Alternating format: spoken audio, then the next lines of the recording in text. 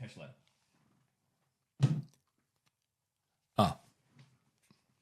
Sorry, I was just talking to Davey.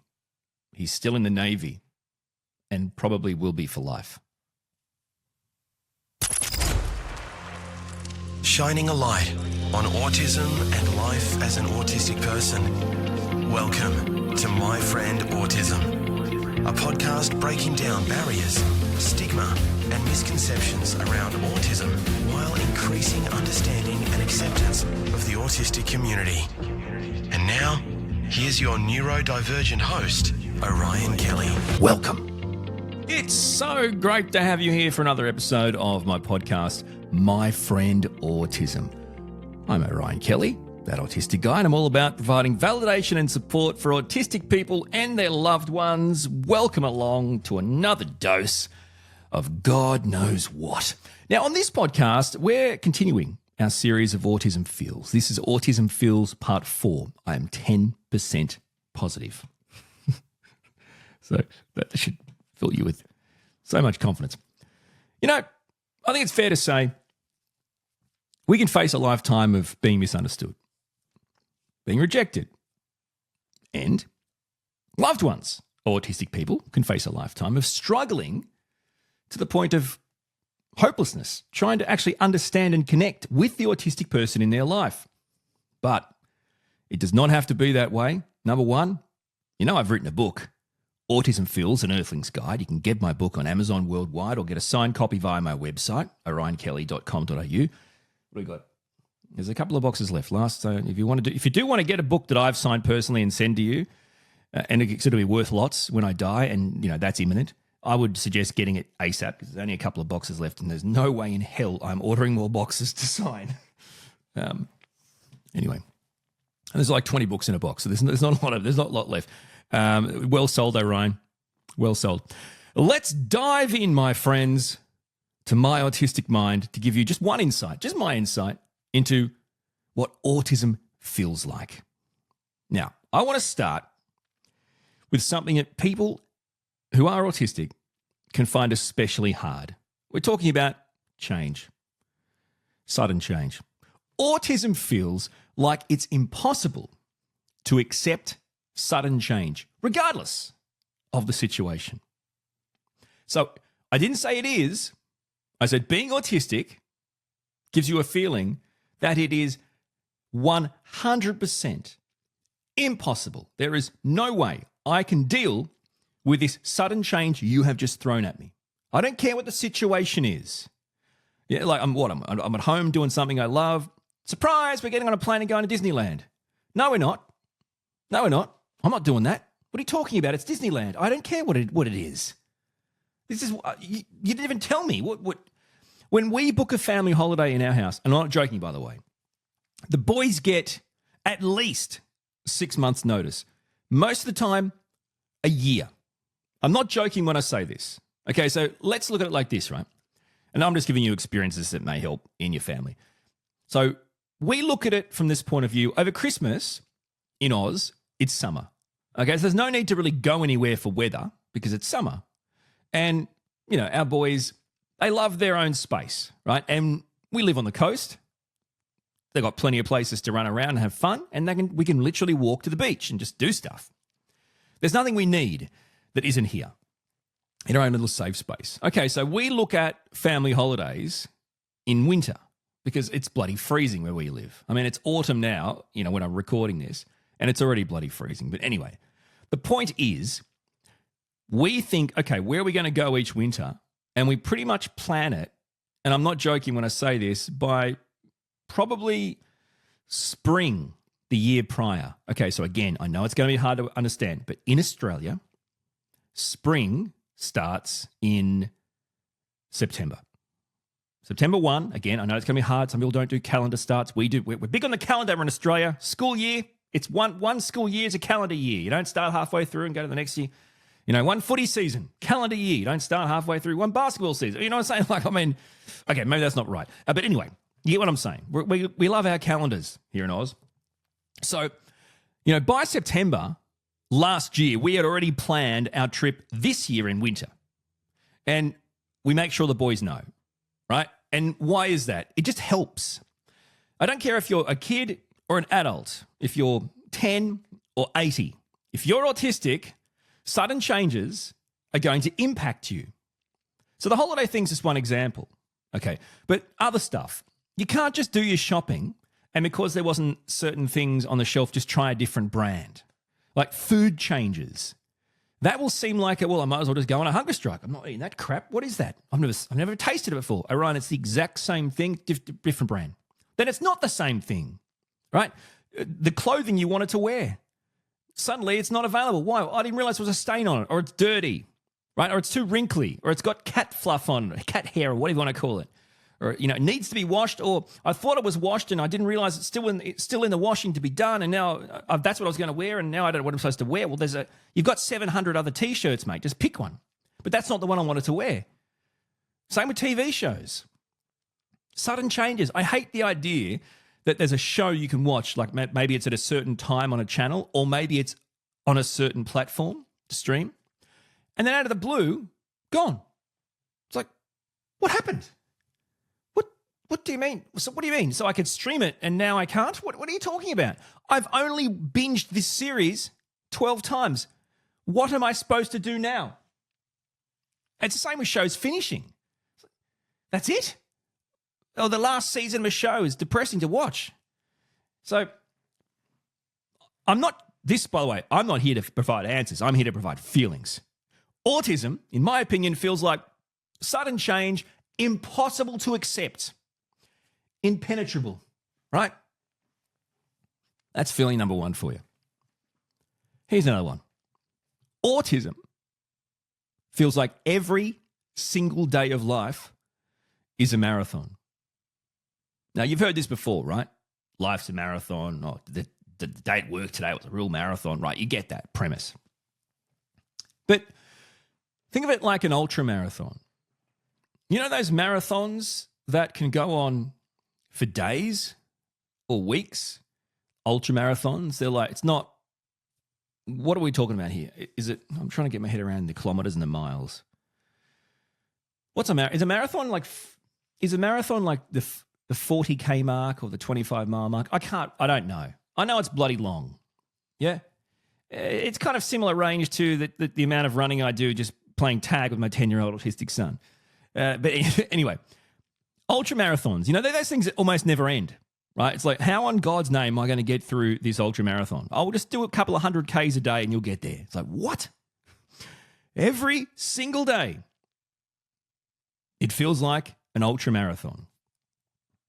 Showering, getting dressed, self-hygiene. What does that mean? You could be like brushing your teeth, shaving, even just going to the toilet sometimes. It seems like people go, well, they're basic things. You just do those. No. As autistic people, I don't just do things, mate. I don't just do things. I wish. Just the idea of waking up this morning and like wanting to, like being excited or passionate about doing this video podcast. That's one thing.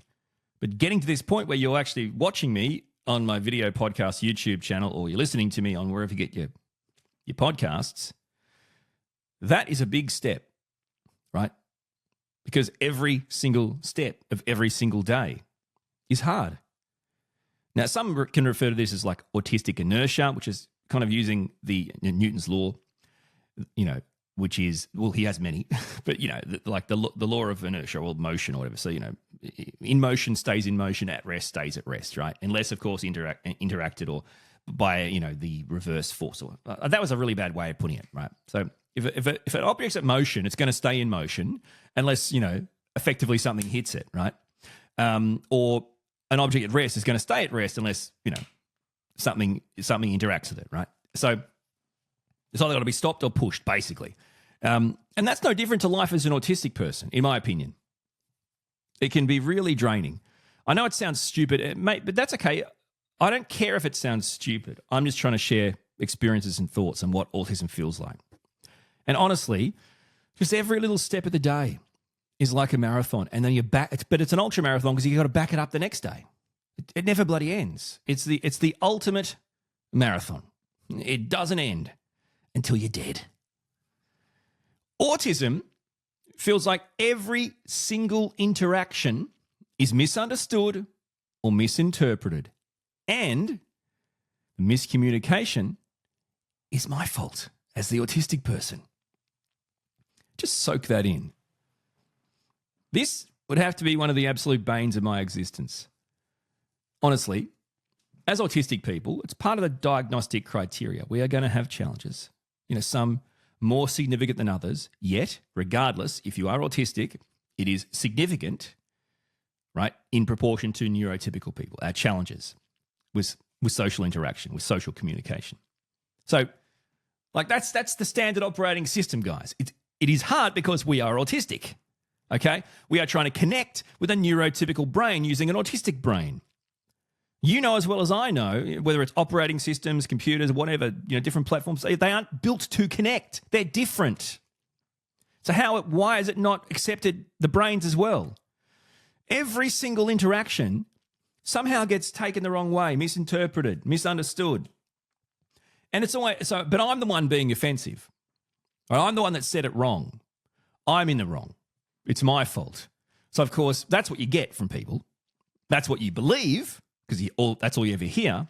And then all you ever think is, what's the point? Every time I interact with someone, I talk to someone, I share something with someone, it's going to be either misunderstood, misinterpreted, taken the wrong way, and they're going to like me less. I'm going to offend them or hurt them or say the wrong thing to them, and they're going to like me less, or they're going to reject me or whatever. I reckon this is probably one of right now, this is one of my biggest issues. See, before, when you're, I guess, is it about age? Maybe it's about age. The older you get, you may interact with more people because you have more people in your life, like, kids, partner, that kind of stuff. With kids, when you're a kid, you can kind of just, chill, right? Or just, not interact. Because you're a kid, I don't talking to that dude. I'm just doing my thing over here, right? As an adult, maybe it's different. But maybe it could be, for me personally, okay, so, well, hang on, Orion, give us a spell, mate. Like, you're putting yourself out there. You've got a YouTube channel, podcast, you got a book, blah, blah, blah. That's true. But the whole point of all those is to use those platforms to, like I said, when I first started this, to help my autistic son have a life I never got to have, to help the autistic person in your life have a life we potentially never had. To find people that can find validation and support, finally, for the first time in their life. Because, everything I'm saying here is how we don't feel validated and supported. So I reckon because of where I am, and being like a content creator kind of thing, but, just like accidentally falling into this kind of thing by trying to do stuff to help my kid, maybe I am forced. No, I'm not maybe. I am forced into more interactions. I have to deal with. So we're talking about lots of emails every day, lots of comments, all those kind of things, DMs, whatever you want to call it. So multiple platforms, multiple communications, not multiple, many, stacks. And that's something I've got to navigate. And I find, and this is just my own experience, I find what often happens is it can start off okay because it's like a clean slate and you just kind of, but then when it starts to become an ongoing conversation, eventually at some point, no matter how hard I try, it'll go bad. It'll sour or fizz out or something will go wrong because of the way I've communicated. So the bottom line is, you can judge it and say that because you were rude or offensive or whatever. But the fact is, I was always just being me, but as conversations progress, more things are coming into the conversation, and therefore there's opportunities for more agreement and differences and opinions and thoughts and conflict. The more you communicate, the more that goes up. And that's what I'm experiencing. I mean, if I'm going to, get all these emails and comments, DMs, all these kind of things that I've got to, interact with on a daily basis, I'm stuffed. So my whole life at the moment is pretty much trying not to be in that situation where I'm misinterpreted, misunderstood, or it's just my fault that I've communicated in a rude way. And it's just bizarre. And frankly, it's not just neurotypical people. Interacting with other autistic people, which is like some of the best times of my week, like when I do live streams and stuff. But sometimes on email and, comments and stuff, it's hard, right? It's written to autistic people. it's almost impossible to have good outcomes because two autistic people interact. You think about it. So we both have pretty rigid black and white ways of thinking. So to somehow try to like navigate that in a way where there's a mutual agreement, well, that's going to be hard because that would incorporate flexibility and grayness, right? So I experience this even with people that like I know, my friends, my family. Like I'll have conversations sometimes where it just doesn't register or work or resonate, and it comes across like I'm just a douchebag, and I really hate that part of being me. I mean, I really do. I mean, honestly, that's why I say autism feels like every single interaction you have goes bad, and it's your fault. What a life, hey? What a time to be alive, my friends. What a time to be alive. That's one of my biggest issues right now. As an autistic person, I've pretty much had to bend and break and alter myself, so suppress my authentic self or my real self to fit in to a neurotypical world to be accepted, which doesn't work, but I have to try it all my life. And now I feel like even being an autistic person as a content creator, reaching out to other autistic people, and it's a very vast community, or the general community, it's got to the point where now, in being me to help others, and people and others actually, digesting it, consuming it, I'm now in a way where I feel like maybe I'm forced to do the same now for the autistic people. Because if we have conflicting, thoughts and opinions and stuff based on how we both think, that will go worse than neurotypical people. Yeah. You can comment and let me know what you think if it resonates, like, in the YouTube comments on my YouTube channel, like Orion Kelly podcasts. But I'd love to know what you think. But for me, this is a big one at the moment. Is it allowed to be easy with anyone? Seriously, guys. Can autism eventually feel like there are people you can talk to and never be misunderstood, misinterpreted, or, be blamed? That would be amazing. Let's do another one. Welcome to Autism Feels Part 4, by the way. Autism feels like you become frozen and unable to continue what you were doing when someone is around you or someone is watching you. This might not be relatable to you. It certainly is to me. There's something about people in my space, like if I'm trying to record a video or a podcast, that kind of stuff, there's something about it that is very unnerving and puts up a massive barrier if other people are in the house at the time, right? Certainly the idea of people like being in the room, that's bizarre. Like no one likes people watching them over their shoulder. I get that. That's just basic stuff. And I understand the premise of that for everyone. But as an autistic person, there's something that is really disabling and frozen, like it freezes you. Watching over you, that's pretty common. But I reckon just the idea of people around you, just having people around you when you're trying to do something, I find can be really hard. This might be in the workplace, at home, it could be anywhere. It's something interesting just to ponder or think of. Maybe if you are a neurotypical person who has an autistic person in your life, do you provide them enough space to do the things you've asked them to do or they want to do? That could be a reason why there may be pushback. That's one of the first things to look at. Autism feels like all forms of communication and interactions are exams, and you don't know the right answers. I mean, I've done uni exams, and they're nightmares when you're alive and awake. When you're dreaming and you have those exams where, it's a dream like you're in the exam, but you haven't studied, right? There's no study, or you've forgotten everything. I think you know that experience, that feeling to some degree. Well, that is the feeling in just all forms of real life communications and interactions. So that feeling that we're having this conversation, but I don't even know oh my God, what language are they talking? Like, do you see what I'm saying? It's not about just not knowing, not studying. It's about not even getting the content.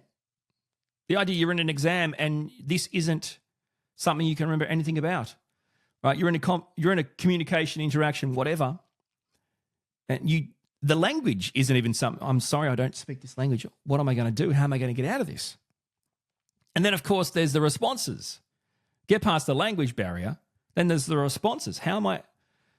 What are they saying to me, and what are they expecting me to say back? And yes, it is the nightmare, because you only provide wrong answers. And then, in my opinion, there's this kind of like this little theory that I think is helpful for people to understand. If you know someone who speaks more than one language, I think as a rule, there's kind of a respect, right? You kind of respect that person. Well, good for you, man. Like, I could never do that. Like, that kind of natural reaction, yeah? Well, I put it to you that autistic people speak two languages. Now, I mean, they speak the language of, their country, right? That could be English, could be Spanish, French, whatever it is, right? So they speak the language of the people that live in their country. But then they also speak a native autistic language. And we know that's different. Like everything we've ever learned about autistic people communicate differently, right? Okay, why? A different brain. Okay, so if we communicate differently with a different brain, then it's like we're from an alien planet that speaks that language. We've come to this planet. Maybe we are aliens. We've come to this planet. That's not our language, but we've learnt it. So we can speak your language, and of course we have our native language. The issue is, like many people who learn a second language, have you ever noticed sometimes those that have a second language, they get it, they totally understand it, but the way they answer the questions, it might be could be an athlete, right? An F1 driver or an artist or just someone in the workplace or a politician. The second language that they speak, they answer the question, but if that's your actual proper language, your like native language, first language, whatever, preferred language, that they'll go, oh, that was a weird sentence. Do you know what I mean? They mess the words up. They answer the question, but the words are a bit messed up. It just sounds like, oh, okay, I get it. They don't speak this language as their first language. See, so autistic people do that.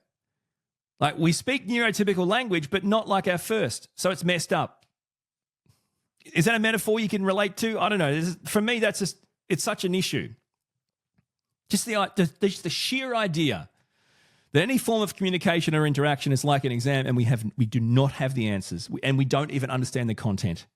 It's bloody horrible. Here's another one. Autism feels like your mind never stops catastrophizing. And to make it worse, there isn't really anything. Nothing too big, nothing too small, Paw Patrol style. Nothing is off limits to catastrophize. Autistic people catastrophize. Not everyone. My experience. In my opinion, it feels like, honestly, autism feels like my mind is just constantly working out catastrophes, upcoming catastrophes. Now, of course, these don't exist or happen, but catastrophizing is something we do. If a thought pops up or a situation pops up in your life, your brain automatically jumps 700 steps ahead and plays out the catastrophe. It doesn't matter how big or small it is. Your bloody mind never stops catastrophizing. Now, I've actually had neurotypical people, right? My wife, for example, point this out to me. Like, you've got to stop catastrophizing this stuff, right? And I agree. But it's a default performance here. Like, I'm not sending a signal to do this. Now, you could argue, well, you are, Ryan, if you have anxiety. I do. You are then. Okay, but I'm saying as a rule, autistic people have this sense of catastrophizing. Now, you'd ask, why is that, Orion? And I mean, you could ask that. I wouldn't hear it because we're not in the same room. So it'd be kind of stupid to do that. Why you're asking me questions when you know I can't hear you? And that makes no sense to me. Here you are. You're still doing it. You do realize, right, that we actually can't see and hear each other. I mean, you can see and hear me, or at least hear me. I just feel like we should not be going over this again. It's frustrating for me. Life's a marathon. Why are you doing this to me? Anyway. All I care about is making myself laugh. I hope you can deal with the catastrophizing. If you have any examples, I'd love to hear them. Put them in the comments, because from my point of view, honestly, everything seems to be played out into its worst case scenario. I just hate that. It just shows how badly, the point I was trying to make before, it shows how badly our lives have been, that our brain automatically plays it out to show us the catastrophe that it will be or could be, right? If that's our experience. What hasn't gone bad? So why won't this? Here's another one. Autism feels like my sarcasm is taken seriously no matter what. In other words, I'm constantly telling everyone, I was just joking. That's a joke. People are always going, well, firstly, they're taking it seriously and getting offended because whoa, that was a joke, right? You didn't get that was a joke? But they'll also sometimes go, are you joking? Is that a joke? Like they're good enough to check. There's a few things to break down here. Number one, I love humor. I love using humor, and I love sarcasm. I love dry wit and dry, delivered sarcasm. I think it's a very Aussie sense of humor. Some would say it's a very British sense of humor. Is there a difference? Probably not. There's a difference between British and Australian humor, but they're of the same kind of species, right? They've just kind of modified a bit. But really, it's that kind of brutal truth, honest, blunt sarcasm that's dryly delivered, and meaning in not a lot of over-the-topness about it. Not that there's anything wrong with that. And hello to my amazing friends in North America. Nevertheless, sarcasm is a big issue for autistic people. Number one, I think autistic people can be quite naturally funny, and it's delivered in a way that is very unconventional, and therefore it's taken badly, and they didn't realize either it's taken badly or that people wouldn't realize it was a joke. Now, the other issue is there are autistic people who can be very funny naturally without trying to be. Does that mean you're laughing, with them or at them? Hard to know. I guess an example would be like, these kind of reality TV shows. Oh, they call them documentaries, but they're not. They're reality TV shows like Love on the Spectrum.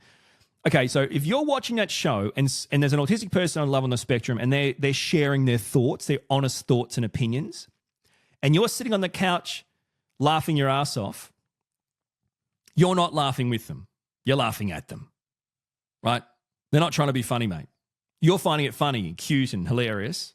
Oh, isn't it? Like I even saw this on like the Australian version of that show, like what's it, like Gogglebox or something, where like regular people watch TV and we watch regular people watch TV. It's actually not a bad show. I actually don't mind it. But the Australian version, had Love on the Spectrum a couple of weeks ago when I was watching it.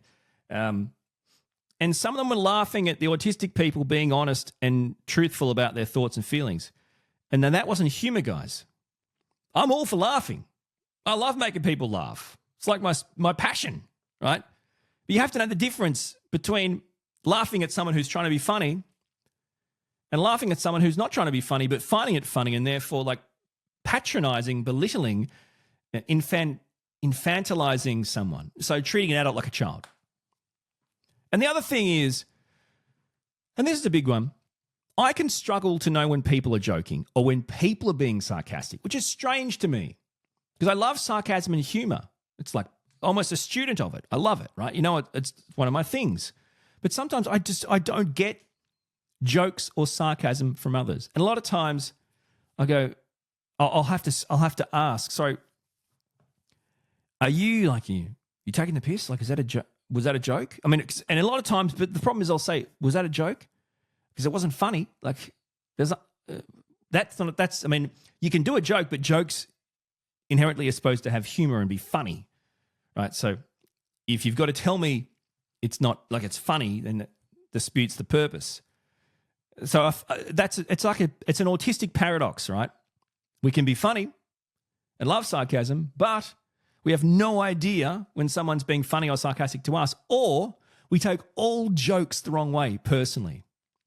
It's so interesting how I love joking and being sarcastic, but I'm, like my son, for example, my autistic son and me, we're not the people to joke about, right? Maybe we'll fawn a bit, right? We'll laugh a bit just to please you. But as a rule, it's not our thing. So it's a really interesting paradox. I can't explain it. But it is frustrating that where people laugh at us when we're not trying to be funny and then take offense when we are being sarcastic or funny. It just feels like you're taken seriously no matter what. And it's really frustrating. Okay, I got a couple more for you. I think you're going to like this one. Autism feels like punctuality. That was a great. Did you get that word? You understand what I'm saying? What I say? I don't know what I'm saying. Punctuality. Autism feels like punctuality is of life or death importance. Now listen here, mate, and listen good. I'm talking to you. I'm probably not, but I'm just saying. I'm talking to you, person who's always late. Listen here. If you're going to organise something with me at a certain time, you bloody well better be there at that certain time. And by that certain time, I mean 5 minutes prior. Okay? For every minute you're late from the time you said and you agreed to be there, you have one less minute with me, my friend. And if you're 5 minutes late, I might give you a text. But if there's no response within a minute, or you're not there within a minute or a few, I'm out. Why? I've got nothing else to do that day. But on just morals and on my own beliefs, principles alone, my friend. And why is that, by the way? Why is it, as an autistic person, that punctuality can actually feel like life or death importance? It's not like I'm going anywhere important after. You know why? Mate, I've left my safe space. I've left my place where I'm comfortable and I can do my stuff and do my thing and keep myself regulated. I've come out into this horrific little world, right, to hang out or see you or meet you or whatever. Do your meeting, have your coffee, have your lunch, whatever. Navigated all this crap to get here, and you don't even have the respect to be there waiting for me or be there at the time you said you'd be there. So now you're making me wait in a world, in an environment that's just going to dysregulate me and think that's going to be okay. No, it's not going to be okay. It's important you're on time and you stick to the time, or you're dead, mate. You see what I'm saying? That maybe it's just me. But for me, punctuality, life or death importance. It agitates the crap out of me. And frankly, you might not think it, but okay, I'm telling you what I think in my mind. In my mind, autism feels like if you have made a time with me and you're late, you are willingly and knowingly taking a dump on me. You are willingly and knowingly disrespecting me. You are saying, I am better and more important than you. You mean little to me. You are worthless to me. I am doing this just for whatever reason, and I'll do it on my terms, and I don't care about your needs or feelings. That's why I'll come whenever I want, right? And to make it worse, I'm still going to agree to a time, and I'm not going to care about getting there on time. That's what my brain says. Back to catastrophizing, huh? Oh, man. I just pick a time and be there, guys. You obviously had plenty of time to get there if you organised the time. And people always use the same bullcrap excuses, right? Like they'll be still in their house, potentially in the shower or brushing their teeth or getting dressed, saying, oh, yeah, stuck in traffic, mate. It's like, you're not stuck in traffic. I can hear the water. What are you, stupid? Come on, guys. Do better. Or next time, I'm sorry. But what'll happen is you're 5 minutes late. I'll just have to take you around to a dark corner and, pew, pew. Oh, my God. With a paint gun from the movie Sing 2. All right. Autism feels like oversharing is the only way to avoid small talk. How about this, right? Oh, my God. Small talk is a dance neurotypical people do. Now, I still haven't got to the actual bottom of why. So I know it's like a dance they do. No, I'm going to work it out. It's a dance they do to avoid having real conversations potentially, or a dance they do because it's the only conversation that is comfortable or non-confronting. Or it's a dance they do because they're just boring bastards. I don't know, right? I don't know. All I know is it's a weird like dance. Is it in every culture? I don't think so. But small talk is bloody stupid. No one cares about your day or the weather or the traffic, like all this crap. Like if I want to talk about something related to the weather, it's going to be specific. No small talk about it, like specific. we're going to talk about, let's get down and dirty, man. Let's talk about different clouds. Or let's talk about the latest thing that me and my son didn't get to see in the night sky, even though we waited for hours, straight as the sun set in the beautiful Australian skyline, to see that goddamn devil comet. And what did it do? Bloody nothing. That's a conversation to have. That's a weather conversation. That's not small talk, though. Oh, how about the weather, huh? Oh, yeah, it's bloody freezing. It's winter, moron! Oh, it took me ages to get here. The weather was horrible. That's right. It's during the day and you drove on a major road. Seriously. Oh, my God. Can you believe that team won last night? I can believe they won last night because they scored more goals. What? So, how do we navigate? Autism feels like the way we navigate out of that is just oversharing. Right? Oversharing. So, you might ask about something in a small talk way, and in answer to that, in my way of trying to continue that conversation, I'll provide you with legitimate, specific, and deeply personal details on a topic maybe remotely connected to the small talk. So you mention something really brief and small and generic, and I find a personal experience that no one wants to hear, and I share it with you. And the next thing you know, TMI. Too much information, Orion? What do you want me to say? It's the truth. Like, seriously, what do you want me to say? Do you sit there, like, how about that game last night? That was brutal, huh? Wow. Lots of injuries. Brutal. I know what you're talking about. I was shaving my bits yesterday, like my chest and, stuff. And I guess I pushed in too hard. I can't tell you, I've never seen my balls bleed that much. What are you talking about? I talked about a football game. What are you talking about? I don't know. I was just saying shaving is brutal. Shaving's brutal, like you said, right? Football, the game last night was brutal. I'm just saying shaving's brutal. Don't get out of bed looking like this. Next thing you know, I look like Norman Gunston with shaving, bleeding all over my body. No one knows who that is except if you're from Australia. Look it up. He's a bloody genius. Okay, last one. Autism feels like any form of light touch is torture. Now, this can even be my own. This is another autistic paradox, by the way. It's not like I don't like touch. We all like touch to some degree. Some love deep pressure. Some love light touch, right? So we all love touch to some degree at some point.